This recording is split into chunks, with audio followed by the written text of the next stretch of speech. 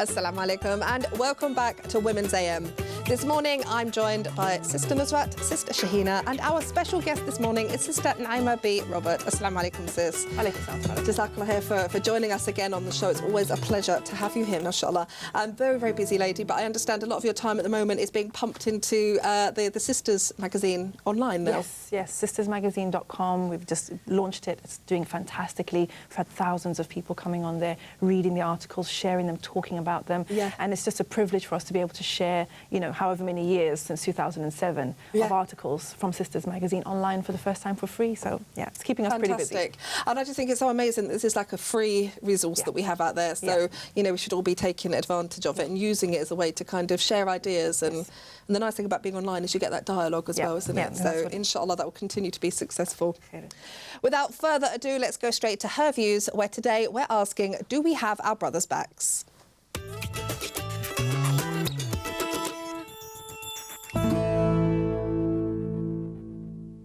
In the climate we live in, expressing oneself and getting support in doing so is not always the easiest of tasks. We find that when it comes to Muslims, we often speak of how the voice of the Muslim woman should be heard and presented in the dearth of limited depictions out there. And while this is the case, we find that the narrative of Muslim men are often underrepresented, and at times they have little support. So what role do we as Muslim women play in having our brothers' backs and ensuring that their stories are heard? Do we hinder or help this cause? Of course, this is a live discussion with the sisters, so please do call in and let us know what your thoughts are on this topic. Or why not tweet us at Islam Channel, #WAM15. So, Sister Naima, I'm going to come to you first. Great topic, and I think this is something we need to probably think about, ponder and discuss more. But when we say, do we have our brothers' backs, what do we mean by that? Well, this is something that I've been sort of thinking about and sort of writing about for the last year, 2 years. And I think it came from the realization, which seemed like an aha moment at the time, that the brothers hurt too. Yeah. The brothers have pain too. Yeah. The brothers have problems too. And when I said that in Nigeria, there was like a big, almost applause from the audience. They couldn't believe it. That a From sister brothers was and sisters? Well, more the brothers. More to the be fair. brothers. Yeah. But it's for someone to acknowledge, a sister to acknowledge that the brothers are not all powerful and don't have all the say and all the advantages was a big thing. Yeah. And I think recognizing that the brothers do need support and that they do have issues that they need help with, for them to acknowledge it and for us to acknowledge it and be supportive, I think is the first step towards actually bringing the two sides, if you like, together to more healing and a more cohesive and cooperative community. Yeah, absolutely. I mean, this is the thing, isn't it, where, described in the Quran as kind of two halves of one thing. And I think we should think about that more in terms of, expressing oneself and in terms of supporting one another as well. I think sometimes we limit that support to within the house, don't we? We don't think about, on a community level. But even in a community level, picture. Even on a community level, what you find often is there's a kind of combative type of relationship where the brothers, the sisters, and it is almost like we're on two different sides of a battlefield. And that's not helpful. No. And that's damaging. And it means that we can't actually come to some kind of islah. We can't come to an understanding. For us to do that, both sides have to eat some humble pie and accept that, you know what, you've got your things that you're going through, I want to hear them. And both sides need to do that.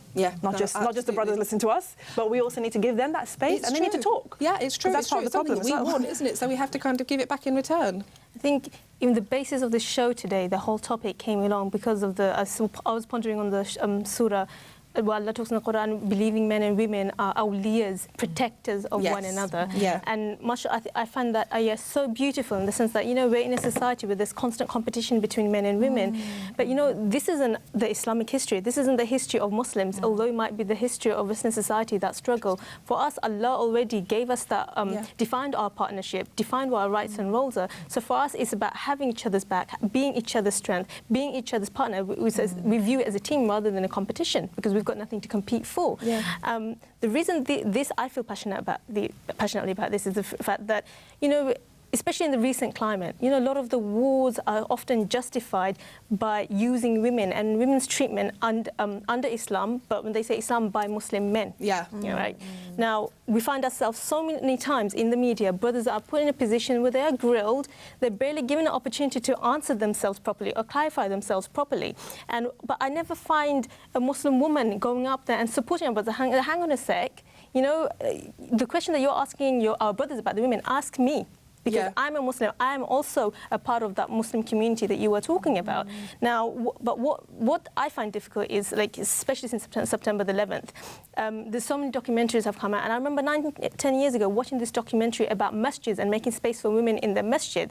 Now, this documentary had a group of Muslim women who just turned up at a masjid and demanded that a space be given to them. And what that does is it aids the storyline that brothers are oppressive towards Muslim women, that Islam is oppressive towards Muslim women. And the way that documentary was dealt was really, I'm just going to complete that point, for the reason that what the sisters should have done is ask the brothers, hang brothers, why do you not have space? Is it a funding issue? Is it a space issue? Did you call them beforehand to say accommodate that space? Because there is a lot of other factors that sort of add to the reason why sometimes there aren't space for women in the masjid. So we should understand each other, appreciate each other and the circumstances before we jump on board with the storyline that Muslim men oppress women and they don't want women coming out of the house. Certainly with a news crew. Yeah, certainly with a news crew. Yeah. I think it's trying to catch somebody, you know, sort of on the hop, as it were, and that's completely unfair as you know, just in itself. But I think in terms of giving them a platform and, you know, giving them a voice, a way of expressing themselves, we've often kind of viewed this as something, you know, out of the norm. Nusrat, why would you say that is? I'd say that the reasons for why we find men, especially Muslim men, expressing themselves as being outside the norm comes down to our idea of masculinity and gender, both within the wider society context, but also within the Muslim community. The ideas of masculinity, even though we know change are subject to constant change depending on society, a lot of the themes remain the same. A man is expected to be, you know, headstrong. You're not meant to show your emotions. You're meant to have everything kind of quote unquote together. And you have terms such as suck it up, you know, just take it on the chin, be a man. And that's not really addressing the fact that each individual, regardless of their gender, still have psychological, social and biological needs that need to be fulfilled. And these are ego-damaging constructions of gender which are very damaging to men and to women in this case.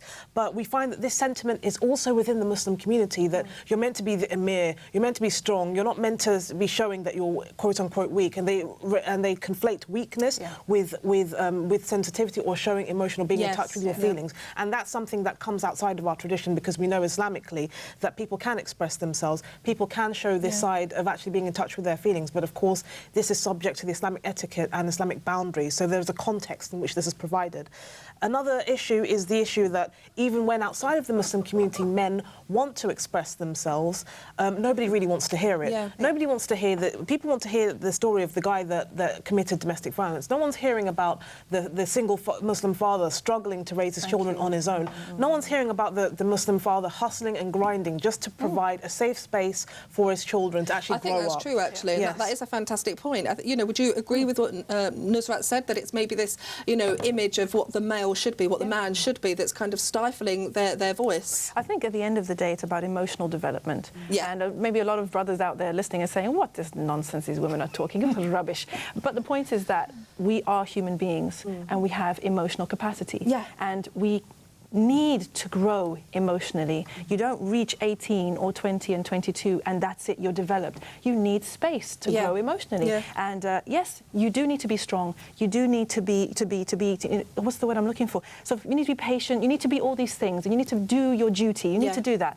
But you also need to acknowledge when things are difficult for you and deal with it. When you have pain, deal with it. When you have hurt, worry, concern, deal with it. Don't suppress it, because if you suppress it, it doesn't go away. People think that if I don't acknowledge it, if I man up, and if I do what I need to do, and I don't ever say, and no one ever knows that I'm hurting, I will be fine, it will be okay. But we know that psychologically it doesn't work. And you see that very often the brothers out there who are very pressured by society out there, it could be money worries, it could be security issues, it could be relationship issues. When they're in their home, they're not happy people. They can be happy with the brothers. They can be happy at the masjid, no problem. When they're in their home environment, you see the pain coming through, because they're short with their children, they're distant, they're all gaming all the time, or they're, you know, engaged in unnecessary things online. They're zoned out. That's not healthy. And once you acknowledge that I'm actually running away from my problems, I'm actually refusing to acknowledge that I'm upset with my wife because she doesn't acknowledge me, she doesn't appreciate me, and she puts me down, and this hurts me. I have to acknowledge that and deal with it and say, yo, listen, we need to talk about this, okay? Not just get angry, slam the door, and go on your laptop, and that's it for the rest of the night, and do that for weeks and months on end. And this is what does happen. I absolutely agree with you, and I think we see in the home when, you know, men aren't discussing, you kind of fill in the gaps for yourself, and that is something very unhealthy, and we'll carry on with this after the break, inshallah. We've had a very interesting discussion so far, but unfortunately we do have to take a quick break now. Don't go too far, as when we return we'll be asking in what ways can we as sisters support our Muslim men. Before we go, here's a reminder of this week's competition.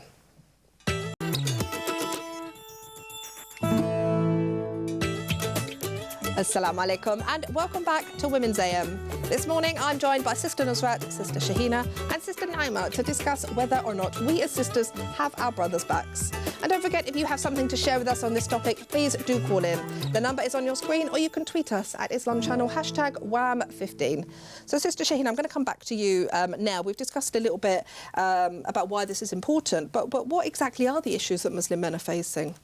I think some of them that we've already mentioned, but especially in the current climate, one of them is the fact that they are the ones accused of extremism. They are the ones who are faced with constant suspicion due to media and politicians. They are the ones that are portrayed as oppressors of women. Now, there's this essay that I was looking into as part of my research, and this is called Saving Muslim Women and Fighting Muslim Men.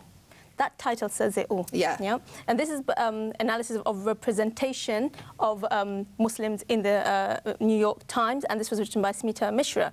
And one of the people that she quoted was the First Lady, Laura Bush, in 2001 when they were making the case to go to war in Afghanistan. And this is what she said. She said, the fight against terrorism is also to fight the rights and dignity of women. Now, what we're finding is that Muslim women are used as a tool to justify certain agendas. And in terms of extremism being the oppressor, again, a Muslim woman, now, like we were talking during the break, and like Naima was saying, when we watch the media, when we watch, I'm not going to go into titles, I'm not going to promote any films, but look, how often do we ever find a religious Muslim man portrayed in a positive way?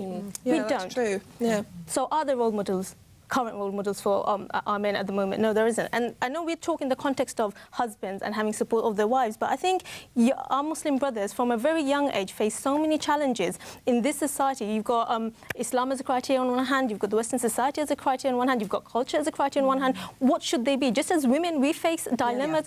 They have faced dilemmas in terms of what should they be. Should they be in gangs to protect themselves when they're in the street? Should they be with the boy that their parents want them to be? Should they be who their friends want them to be? They face that challenges. So we as sisters as well, as mothers as well, as aunts as well, need to be aware of the needs and emotional turmoil that they go through. Because I've got 4 brothers, and oh my God, I feel like I've raised teenagers already.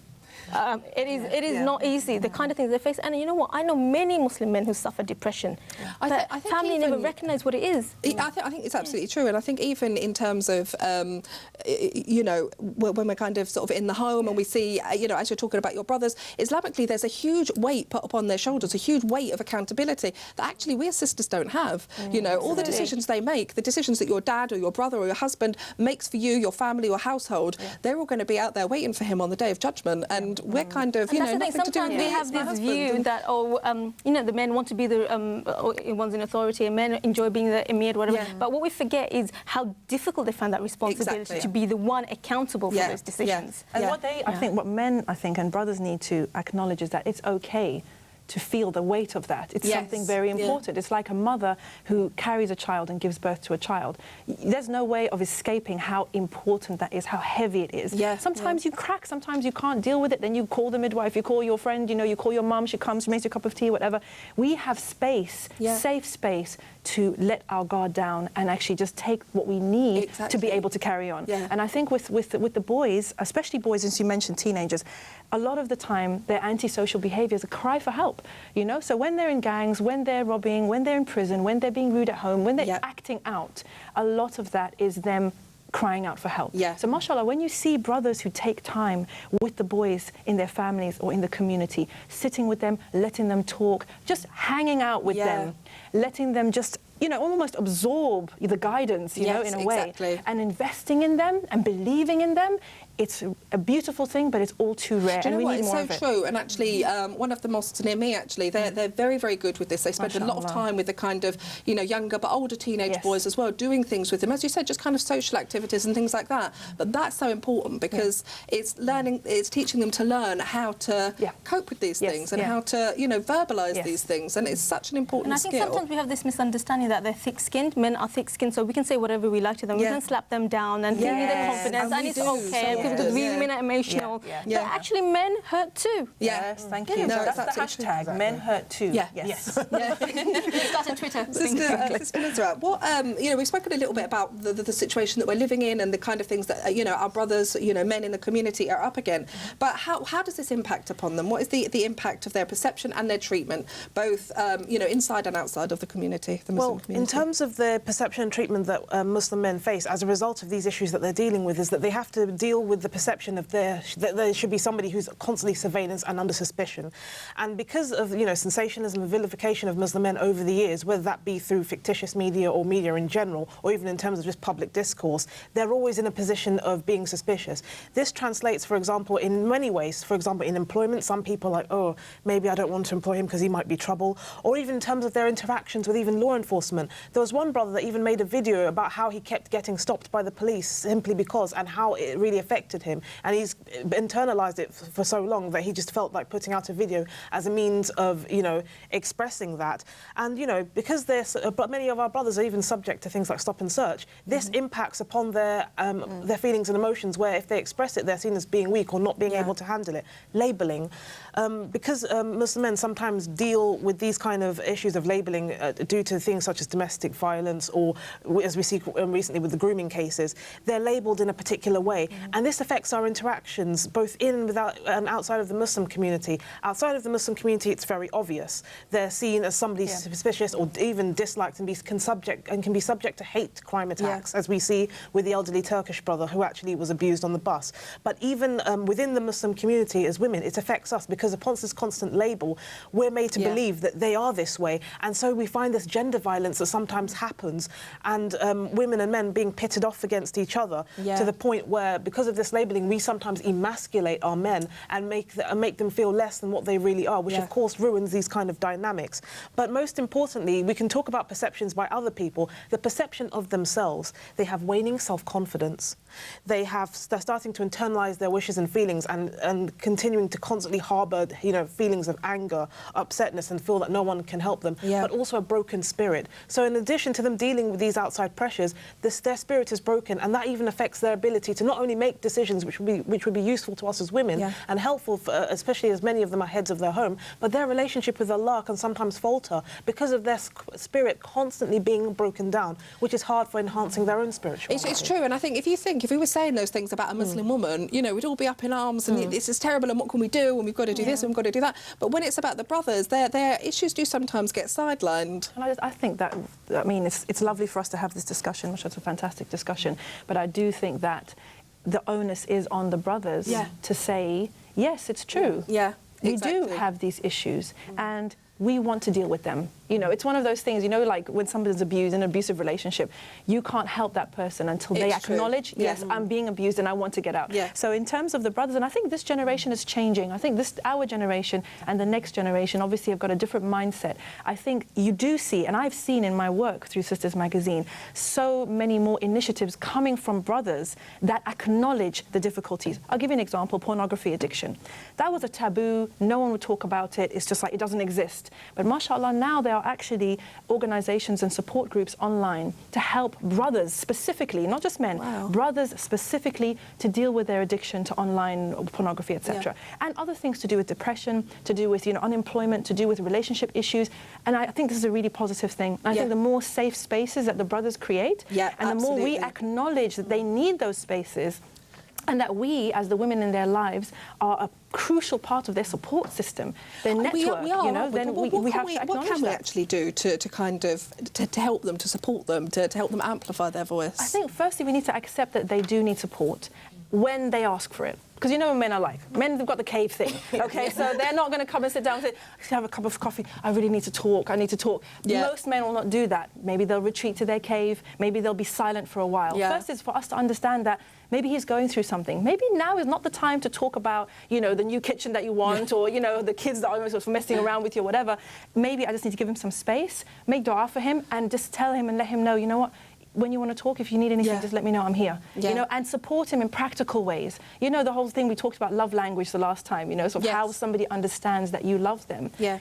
love them in the way that they need to be loved, Yeah. and let them know that I've got your back, Yeah. and I'm not going to run, I'm not going to, what's that word that they use?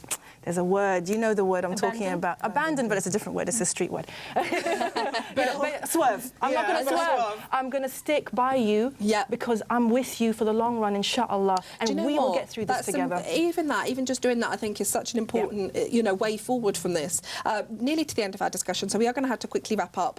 Sister Nusrat, can we quickly have a take-home message from you? Encourage these men that as much as we can talk about you not having a voice, stand up and be counted. You have so many platforms to actually say what you want to say, and take advantage of the various outlets of media. I mean, you have now people telling their narratives on social media, sites such as YouTube. And if you don't voice yourself and allow your narrative to be told, you're relying on someone else to do it for you, and they'll construe it to your detriment. Sister Shahina, can we have a final take-home message from you? I think recognise that these are our fathers, our brothers, our sons, our uncles. No, it's not just other communities that are part of the ummah, they are also part of our ummah. And to have their back, support them, recognise when they have a self-esteem issue, when they have a confidence issue. I think the biggest thing is have a channel of communication open, cater for that. As a sister, if you have brothers, as a wife, if you're with your husband, and recognise that he has his weaknesses and be a source of strength for him. And it's not all about that's your responsibility, that's my responsibility. You're a team. Like Sister Naeem said, we're a team, and we should work together as a team, have each other's backs. Absolutely, absolutely true. I think it's very much about teamwork, and we do forget that sometimes. So thank you very much for all your tips and advice. Muslim women are the twin halves of Muslim men. Amidst the struggles they deal with, we should ensure that we support and empower our brothers to express themselves and tell their stories. The Muslim male community is full of rich culture, stories and examples of powerful, strong and positive men who are pioneers and going on to build the next generation who will continue to restore and give honour to humanity once again, inshallah. This discussion was beneficial for so many reasons, lots for us to think about, alhamdulillah. But if you've missed any of today's show, you can catch the repeat tonight at 11 p.m. Or you can catch up with the highlights from all this week on Sunday at 3 p.m, inshallah. And don't forget, you can also watch all of our previous episodes now on YouTube, inshallah. We're going for a quick break now, but do stay where you are, as after the break, the sisters will be telling us which present-day sister inspires them. I can't wait to see what names are going to come up. See you after this. Assalamu alaikum.